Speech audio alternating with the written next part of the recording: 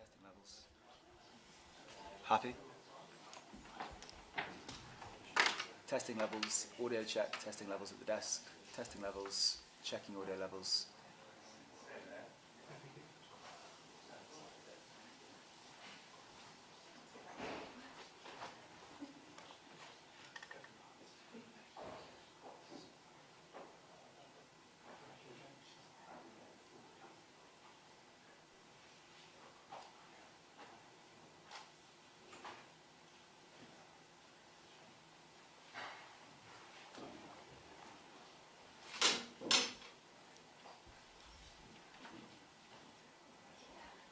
Testing levels, audio levels 1, 2, 3, testing levels at the desk 1, 2, 3.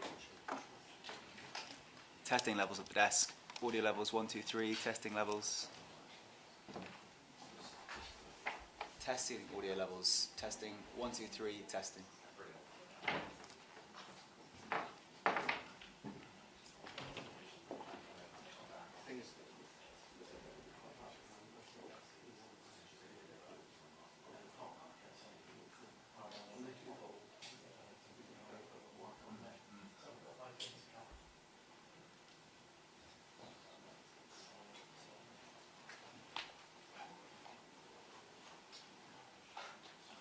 Used to be decisive, but now I'm not sure.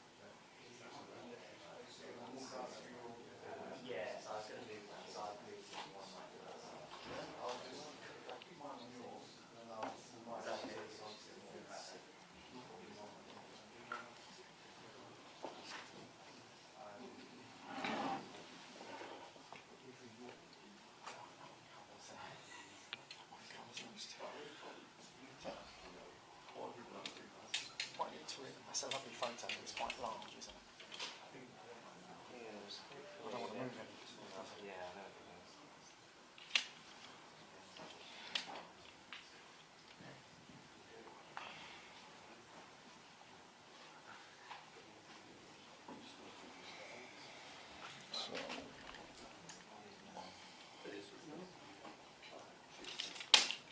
Sorry.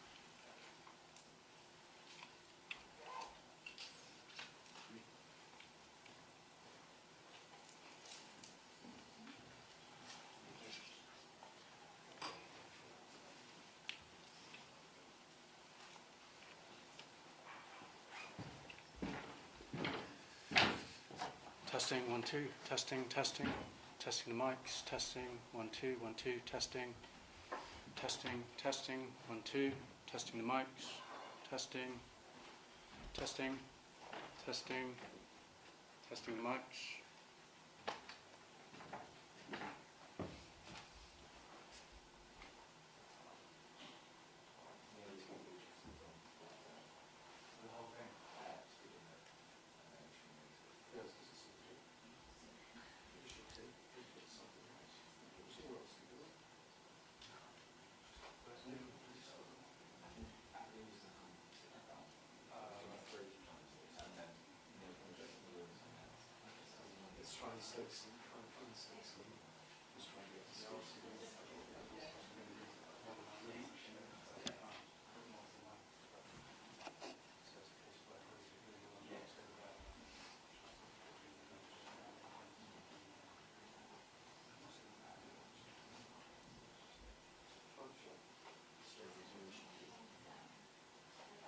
We've already done that.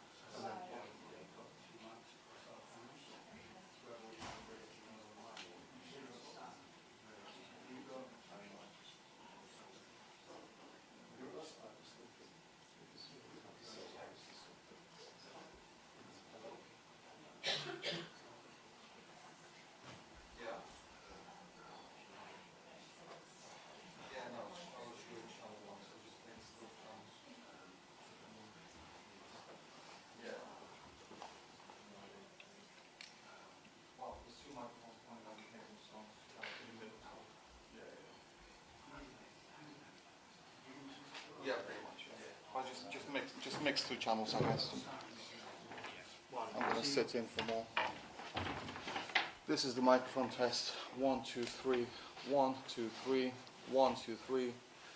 5, 4, 5, 6, 7, 8, 9, 10. 1, 3, 5, 6, 7, 8, 9, 10. Today I have not had breakfast yet because I'm trying to lose weight. Haha, I'm kidding. Ha ha ha. You good? 1, 2, 3. 1, 2, 3. 1, 2, 3. 4, 5, 6. Chair on the left. 1. Camera right. 1, 2, 3. 1, 2, 3. 1, 1, 1. 1, 2, 3. 4, 5, 6. 7, 8, 9, 10. 1, 2, 3, 4, 5, 6, 7, 8, 9, 10. I'm going to point this microphone a little bit towards this side. I mean, mind you, I'm here, so I don't write levels. Yeah.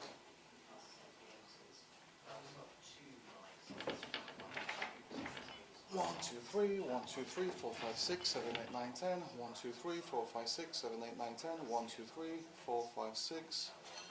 7, 8, 9, 10.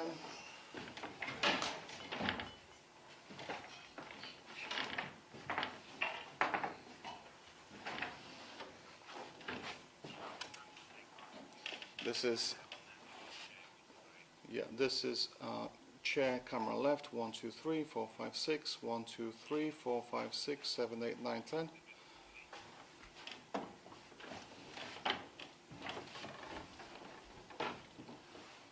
Chair 1, 2, 3, 4, 5, 6, 1, 2, 3, 4, 5, 6, 1, 2, 3, 4, 5, 6, 1, 2, 3, 4, 5, 6, 7, 8, 9, 10.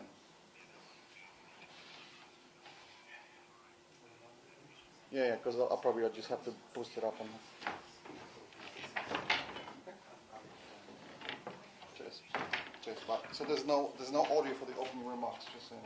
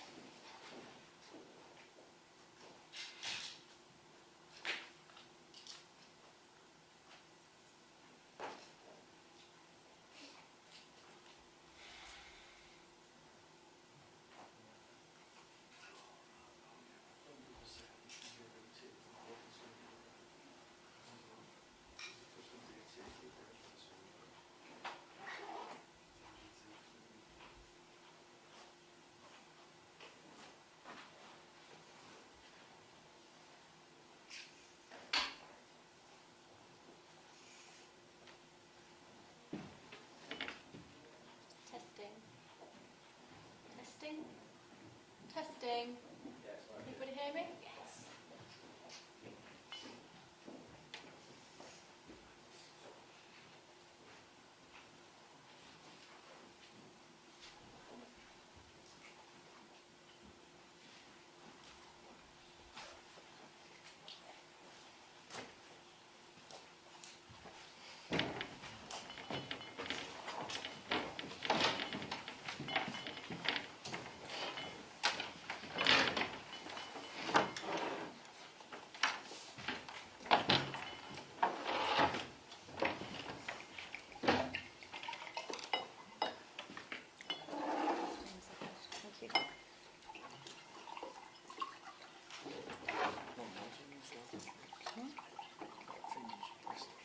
Yeah, I think so. How long does this speak? I don't know. Probably speaking from up there. Should be better on the left and then. No. Okay. Ready? Good afternoon, everyone. Can I start by welcoming you all to Gallantry Streets? I'm Neil Hudgell. I'm part of the legal team that represents the families of the victims of the Nottingham Attacks of June 2023. I start by expressing continued gratitude of the families to you for all your continuing love and support. It's over 2 years since the atrocity and the start of the unbearable pain that each of these families continue to suffer. As you'll know, there's a public inquiry that the tirelessly campaign follows due to begin to hear evidence in February of next year. We've heard on many occasions details of some of the repeated failings of the various institutions, both before and after June 2023. There's been many press conferences and briefings detailing just some of those failings. Today is not primarily about accountability, answers or change. The time for that scrutiny will come. Today is about remembering a dearly missed daughter, granddaughter, sister, niece and friend. It's about a young woman who was beautiful inside and out, who brought so much joy to so many people in her life. It's about reflecting on and recognising the incredible bravery and courage shown by a 19-year-old girl in the face of a horrific assault on her friend Barney. As the Prime Minister himself said, she made the ultimate sacrifice to protect her friend. I would like to welcome the speakers, Grace's incredibly proud but heartbroken parents, Sanjoy and Sinead, and her brother James. Thank you. Alright, thank you. I want to start off by saying that I'm determined Grace's life is not defined by the violence that took her, but by the fact she will always represent a symbol of heroism, compassion and the very best of humanity. June 13, 2023. Mum just picked me up after finishing my chemistry GCSE paper 2. There I was, whining about the fact I found it hard paper. Little did I know, within moments, my world was about to be fractured forever. Now on the way home, Mum had asked me if I'd seen the news. Unsurprisingly, being in an exam, I hadn't. She then told me there had been attacks in Nottingham, where a young man and young woman were killed together walking home from a night out. As upsetting as it was, I stupidly thought nothing of it. Just to check everything was okay, I picked up my phone and rang Grace. Call number 1, straight to voicemail. Call number 2, straight to voicemail. Call number 15, straight to voicemail. We'd had nothing from Grace. Straight away I called as many of her friends I knew as possible. Each of them said the same. She was last seen walking back with Barney and he'd been killed. By this point I was desperate to wake up from this nightmare. It was a nightmare I couldn't escape. To this day I am haunted by the thoughts of what my sister's final moments must have been. Unimaginable pain, complete agony, and yet the unthinkable courage to stand alone and fight off an armed attacker in desperate attempt to save her friend's life.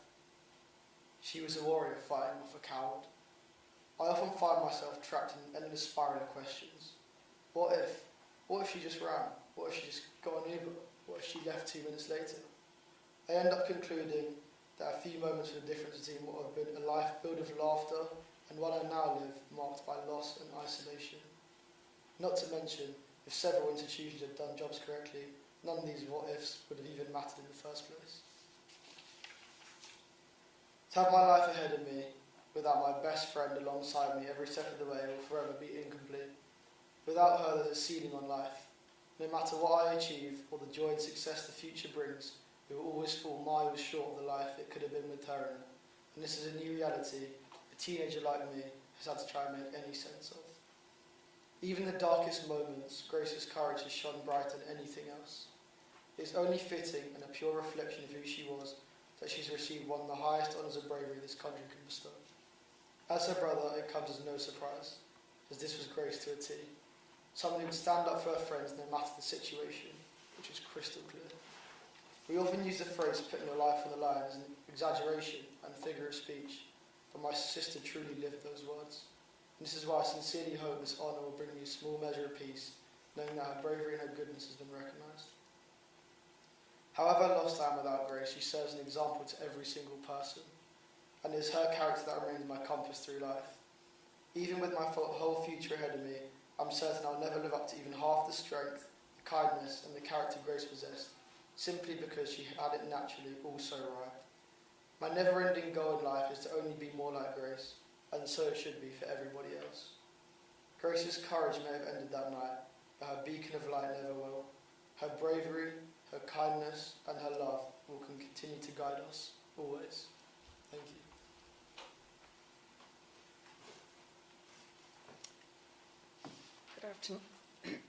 Good afternoon. Thank you all for being here. Grace was beautiful and brave in life. and now is recognised that she was courageous and selfless to the end in her death. Since the inception of the George Medal, I have found that it has been predominantly military personnel and those acting in the line of duty, such as in the emergency services, who are the majority of the recipients. It is a rare honour, and I would like to say an honour in which women are few and in the minority, and I would also like to recognise that as a teenager, Grace is truly exceptional. It is most brutal for me to reconcile what happened to Grace that fateful night. On the 13th of June, I woke up to the news that there had been a horrific violent incident in Nottingham that led to the death and injury of multiple citizens, but I could scarcely imagine that my daughter Grace, a medical student at the end of her first year at the University of Nottingham, could be tied up in these events. I wrote on our small family messaging group, exclaiming my horror and personally acknowledging to myself the proximity of the campus to the events on Ilkeston Road, but thought no more of it. I wrote, "This is awful. Small enough town Nottingham, quite shocking really." The timestamp 10:23. Grace did not reply to our message. We started calling and calling. There was no reply. I started to fear the worst. One of her close friends called me. "The girls in Nottingham do not have your number, Sinead." Barney has passed, and Grace was with Barney walking back. The events of Grace's fatal stabbing unfolded, and as did the circumstances and the sequence of events. My beautiful daughter was an athlete, and she could have run. She did not. She stood her ground and tried to protect her friend. She could have tried to escape, but it clearly did not enter her mind to do so. She could have endeavoured to save herself. She did not. She actively defended her friend Barney. Barney, who had been targeted first in this brutal attack. She physically fought off this armed attacker from the assault on her friend. She fought to defend herself and her friend, sadly to no avail, and she too was overpowered. We have lost our beautiful daughter, and life will never be the same again, and I am lost without my girl, my pet, my best friend, and how I loved her so. And I do find it difficult to continue without her, truth be told. But this is about Grace and not about me. I hope this honour will shine a light on Grace as the exceptional human being she was. However, it will also shine a light on the failures of the institutions that ultimately bear the responsibility for the events that led to that night and the grief and heartbreak of all of our families. It does, however, give me some solace to know that Grace's bravery is recognised in perpetuity with this Gallantry Award. She is recognised for the brave, courageous and fearless girl that she was. Please never forget Grace. Think of her as a shining example of humanity, bravery, selflessness and kindness. With this honour, I think Grace is speaking to us as families. I think Grace is speaking to us all as society. Never stop fighting. Never stop trying to be the best. Never stop trying to improve failing systems, and never be a bystander. Grace was not a bystander. We will advocate for accountability, transparency and a better society. Grace was not a bystander, be it in a small way ever, whether it be standing up to bullies or in the greatest way possible, fighting for her friend, for herself, with her life. And we shall not be bystanders. We as families will not be bystanders. Thank you.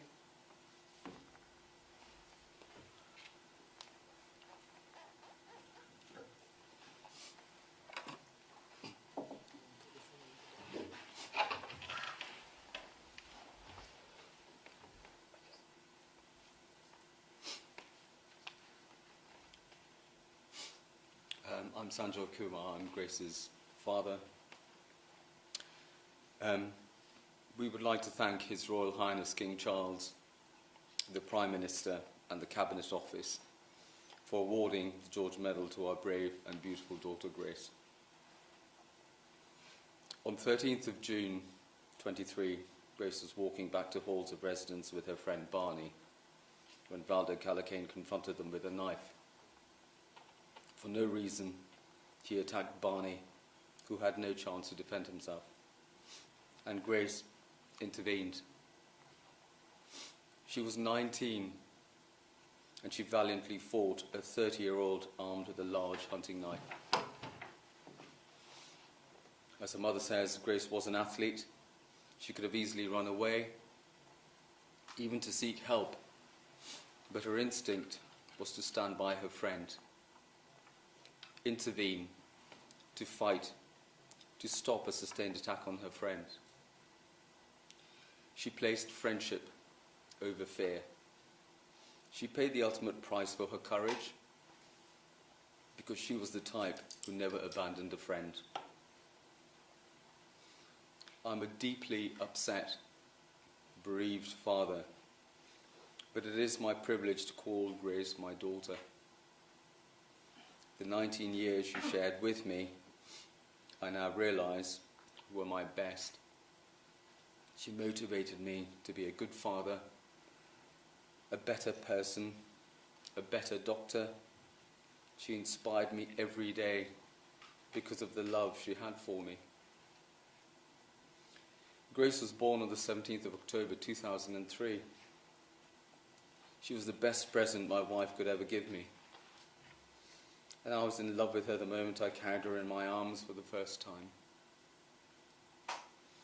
She was adored by her grandfather, who had also always wanted a daughter, and took delight in telling Grace that he was so disappointed that he had a second son, me.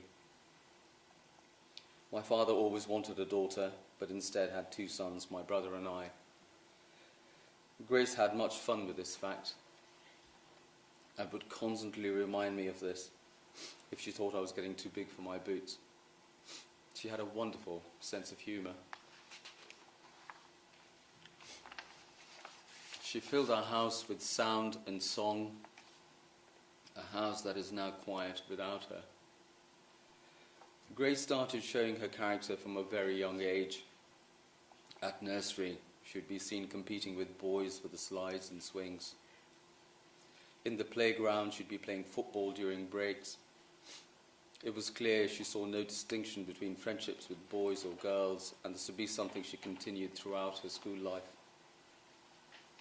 Her caring and compassionate nature was displayed early, even at junior school, when she would invite new pupils to the school into a friendship group, only to find that she had been excluded for making these new friendships. But she never cared about petty and mean behaviour. She would always stand by her friends. Sport was an obvious avenue for Grace. She started very young playing cricket and hockey, with the occasional wrestling session with her brother and her cousins, who were all boys. She wasn't treated any differently in the rough and tumble, and I think this prepared her for the sport she would take up. Grace played cricket for her county of Essex, winning Batter of the Year one season. She brought cricket to her school, where originally she had to play in the boys' team, and because of Grace, Bancroft School now has a ladies' cricket programme. Grace played hockey for England, her country. She played a forward position and was a top goal scorer for a season.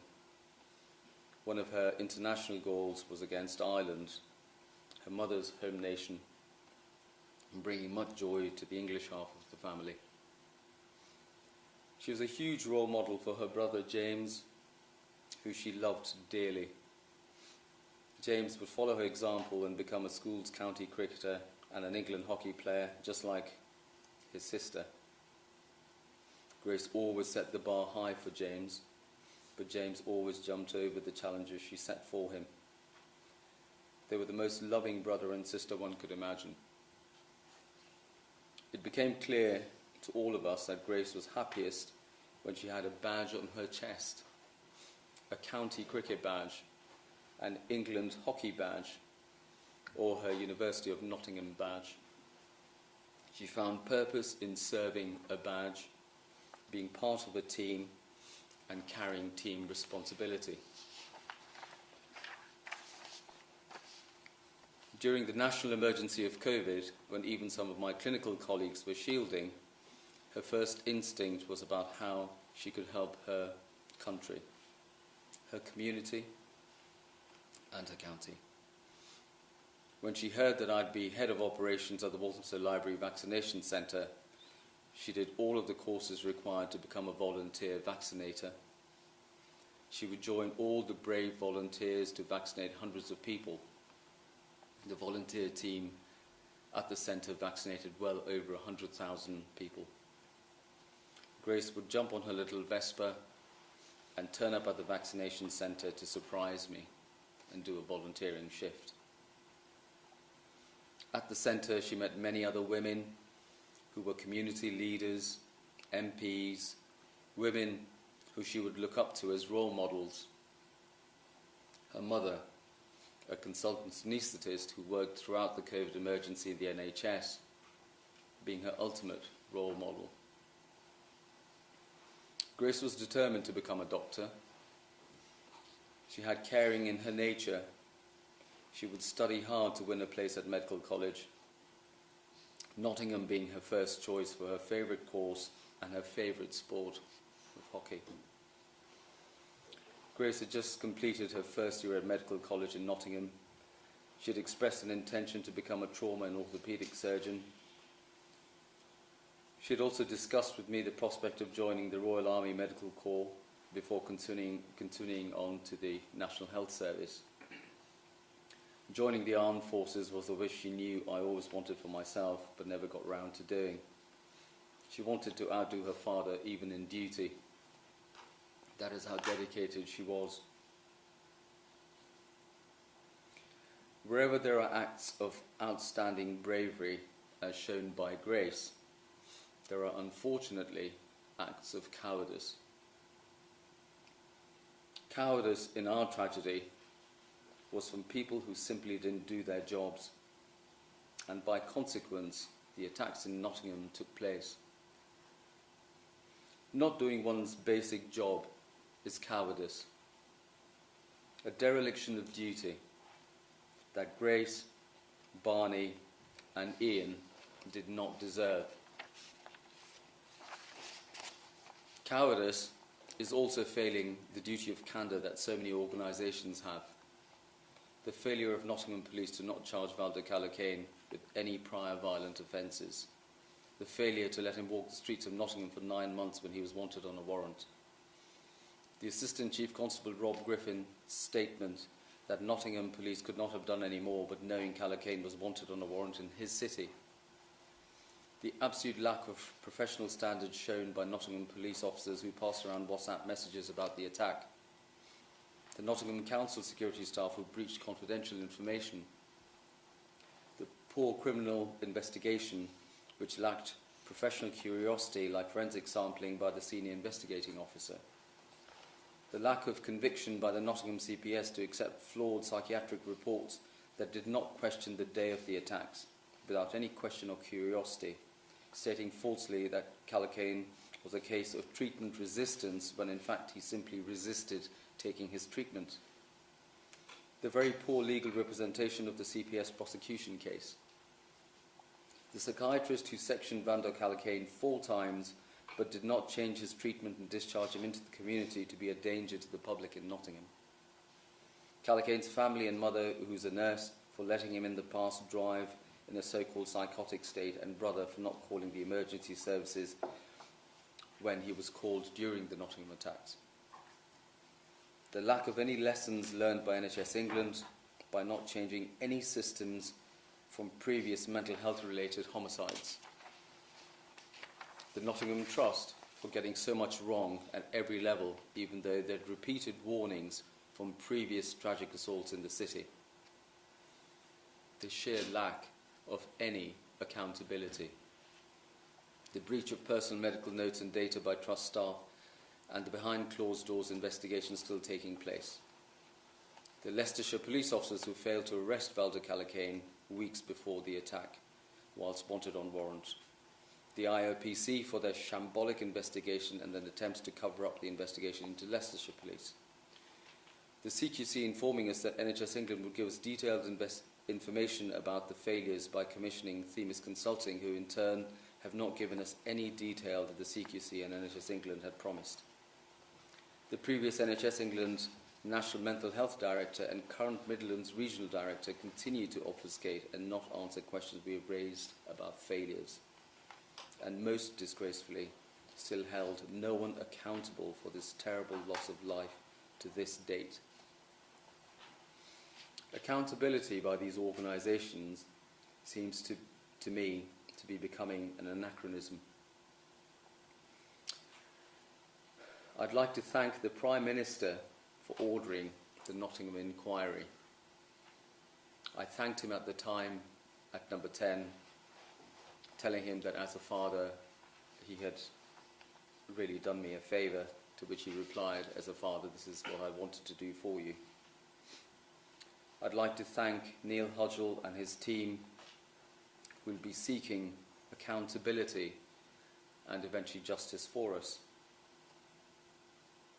For Grace, I deeply regret that I never told Grace something I have long known in my heart. She was in every way a better version of myself. Her unwavering dedication, courage and selflessness set a standard that I've always admired. Grace embodied the qualities I aspire to, and I'm proud to have known her and witnessed her remarkable character. To the public, here's my message based on what Grace represented. Grace was a true patriot. As John F. Kennedy in 1961 famously said, ask not what your country can do for you, ask what you can do for your country. And this is the standard with which Grace led her life. She asked for nothing from her country, but gave everything. Representing and volunteering for her country was her highest honour. Like her, care for your communities. Like her, care for your counties and care for your country. Because that is what she did. And that is what she would want. Like her, ignore those who seek to divide communities in our country. But most of all, just as it states on her charity foundation, let's all be more like Grace. Thank you.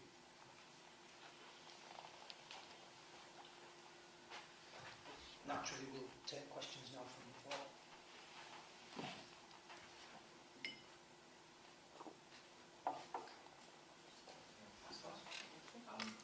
James, just to start with you, how proud are you of Grace that she is, and what does it mean to you that Grace has been honored in this way?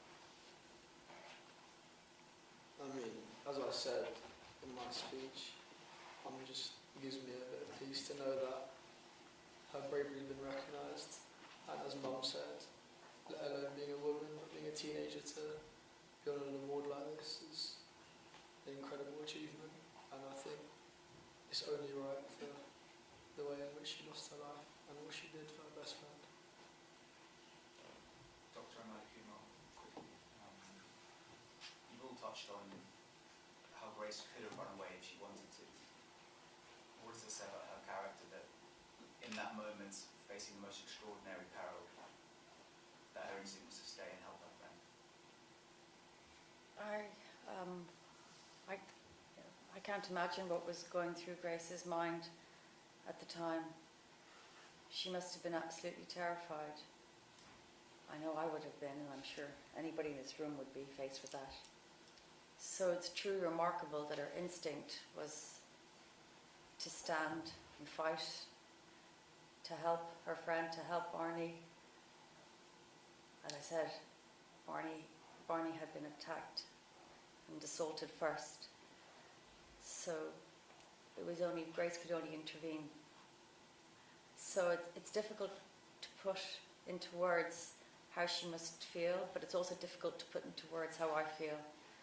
But we always thought Grace was too good to be true, because she was such a good, well, as well as being a nice girl, she worked hard at school, she worked hard at her sport, she was a nice friend, she was just a generally good, all-round good person. So to find out that even in her death, she too was too good to be true is quite remarkable. And like I said, I just want everyone to never forget Grace.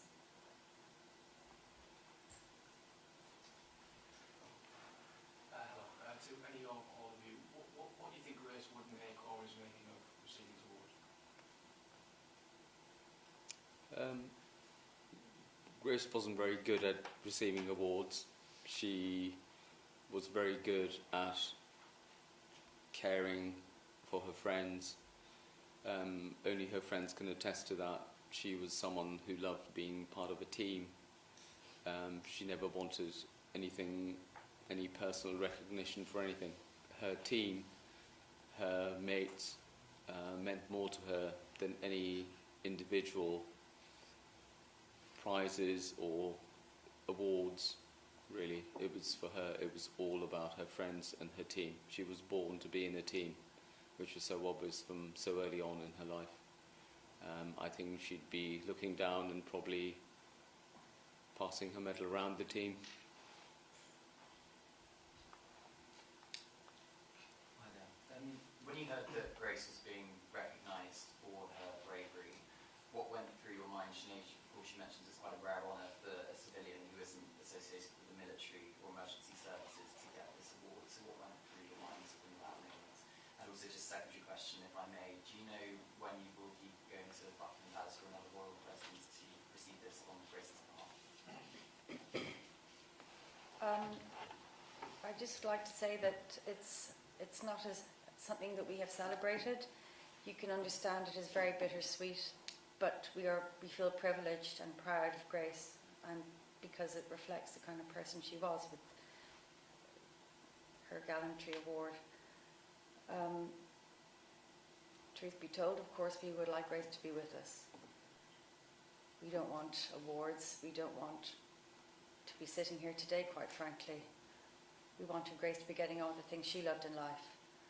But the reality is, she's gone. And all I can say is that we're proud that she's been recognised for her bravery. From the point of view of investiture or anything like that, we've no notification. So we've no further comment to add on that, and we don't know anything yet at this point. Anyone else? No, I don't think so. So I think we're going to... Oh, sorry, on that. Sorry for your loss. How difficult is it knowing that the services that led to Callum being able to do what he did are still broken?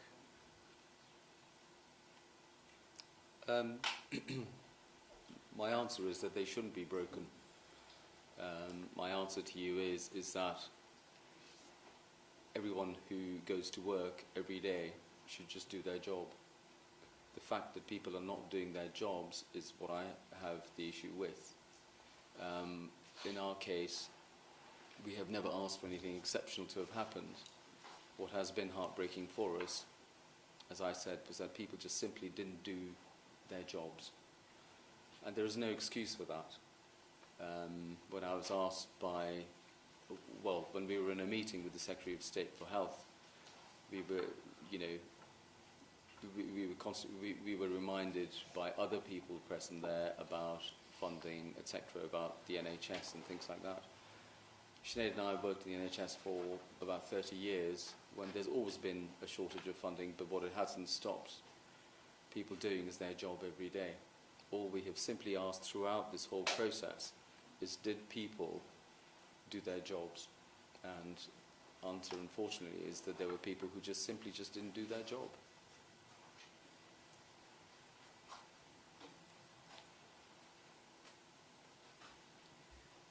I'd like to add just one more thing, please, Neil, and that is I'd like you all to remember the other victims of the attacks on June 13th. The Coates family are grieving for Ian. The Webber family continue to be heartbroken and grieve for their son Barney. So I just would like to remember that this is about Grace today, but at the same time I think it's important we do remember that we need answers for all of the families, and that's what we look forward to getting with the Nottingham inquiry. Any more? Okay, I think we're going to take a few minutes and then I think there's going to be some one-to-ones outside. So, thank you. Thank you.